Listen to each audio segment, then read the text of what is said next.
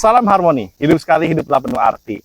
Rekan-rekan semua, masih bersama dengan saya Dr. Abdul Latif. Saya masih berada di Korea Selatan dan kali ini saya berada di Nangman Tower di Korea Selatan, dan ini adalah salah satu tower yang wajib dikunjungi oleh setiap apapun yang datang ke Korea, karena di sini Anda bisa berada di atas bukit dan kemudian Anda bisa melihat seperti apa pemandangan kota di sini. Termasuk kemudian Anda juga bisa, di belakang saya ada salah satu yang ikonik juga, yaitu gembok cinta. Konon orang bisa menempelkan gemboknya di sini, para pasangan-pasangan, dan konon mereka berharap itu bisa membuat mereka abadi percintaannya atau hubungan kasih sayangnya.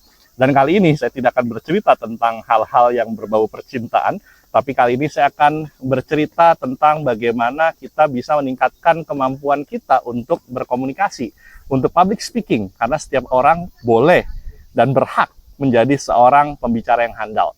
Dan masih dengan seri setiap orang bisa menjadi pembicara yang handal, kali ini saya akan men-sharingkan tentang hal-hal yang kita harus hindari terkait dengan public speaking.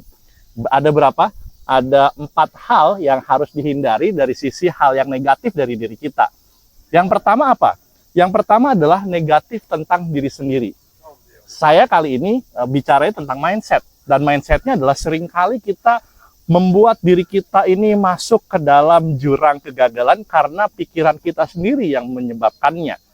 Banyak hal yang dilakukan oleh pembicara, termasuk Anda, ketika Anda mencoba berbicara, seringkali kalau mau tampil itu yang muncul dalam pikiran kita adalah, aduh saya bisa nggak ya, aduh kayaknya saya nggak bisa nih, aduh kayaknya saya belum layak nih jadi pembicara di sini, aduh jangan-jangan nanti saya bicara, saya akan membuat audiens saya kecewa, jangan-jangan saya nih akan dibantai oleh, misalkan kalau ujian akan dibantai oleh para penguji, misalnya para penguji pasti tidak akan setuju, akan mempertanyakan hal-hal yang sangat banyak dan sangat susah sekali, dan saya sepertinya akan gagal. Dan pikiran-pikiran negatif itu akan muncul dalam pikiran kita, malah akan membuat kita benar-benar gagal. Bahkan itu akan menurunkan kapasitas kita, menurunkan kualitas dan kepercayaan diri kita sendiri. Jadi hal yang pertama, hal negatif itu yang harus dihindari adalah negatif tentang mindset diri kita sendiri. Itu yang pertama, karena itu akan bisa membuat gagal. Hal yang kedua apa? Hal yang kedua adalah kita harus juga menghindari hal negatif yang kedua, yaitu hal negatif tentang audiens. Aduh, ini audiensnya sangat-sangat terpelajar. Audiensnya sangat-sangat hebat. Audiensnya banyak sekali. Jangan-jangan audiensnya akan membuat saya grogi. Jangan-jangan audiensnya akan membuat saya, akan membantai saya, menertawakan saya. Atau jangan-jangan audiensnya, dan pikiran-pikiran tentang negatif tentang audiens itu yang akan menurunkan kualitas dan kapasitas Anda. Ini yang sering kali terjadi. Saya pernahkah seperti itu? Sama. Ketika saya akan tampil, audiens yang saya tidak kenal, saya coba pelajari. Semakin saya pelajari, kadang, waduh, semakin saya merasa, ini audiensnya ternyata orang-orang hebat. Saya bisakah? Tetapi ketika kita mulai mengetahui audiens kita, maka kita cari cara untuk bisa menghadapi mereka. Nanti saya akan sharingkan tentang bagaimana menghadapi audiens. Tetapi seringkali pikiran negatif tentang audiens ini yang juga akan melemahkan kita dari sisi mindset, yang akan membuat kita lemah dari sisi penampilan kita. Berikutnya apa? Ini yang paling penting juga. Negatif tentang prediksi kita akan masa depan. Kita tidak bisa memprediksi masa depan. Sesungguhnya yang kita bisa lakukan adalah kita persiapkan diri kita untuk bisa menghadapi masa depan kita seperti apa. Apa yang akan membuat kita sukses, kita persiapkan. Kalaupun nanti suatu saat kita gagal, jangan sampai itu membuat kita takut, karena itu belum terjadi.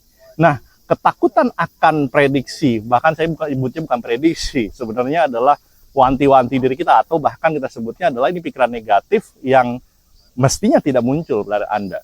Hanya sebagai kekhawatiran, anxiety, kekhawatiran, kecemasan.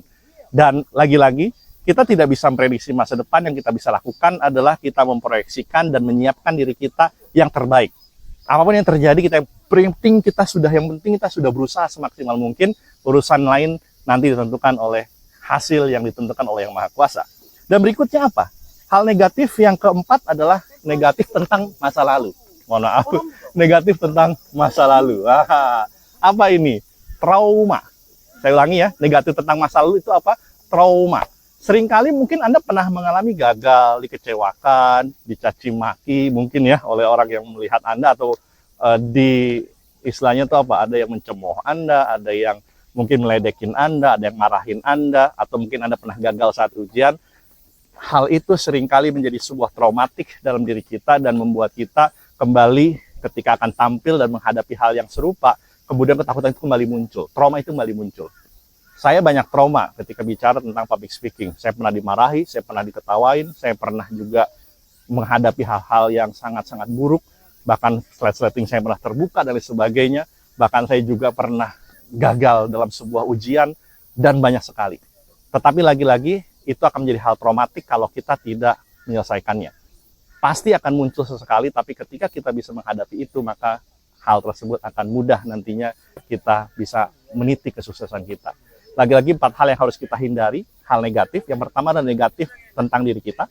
Yang kedua negatif tentang audiens. Yang ketiga adalah negatif tentang prediksi atau bahkan mungkin praduga kita tentang kegagalan yang akan kita terima di masa datang. Yang keempat adalah traumatik. 4 hal ini perlu kita hadapi dan saya yakin Anda akan bisa untuk menjadi seorang pembicara yang handal, karena menjadi seorang pembicara yang handal adalah hak setiap orang termasuk Anda. Selamat mencoba, selamat berlatih, dan selamat berlatih. Saya yakin Anda pasti bisa. Salam harmoni, hidup sekali, hiduplah penuh arti.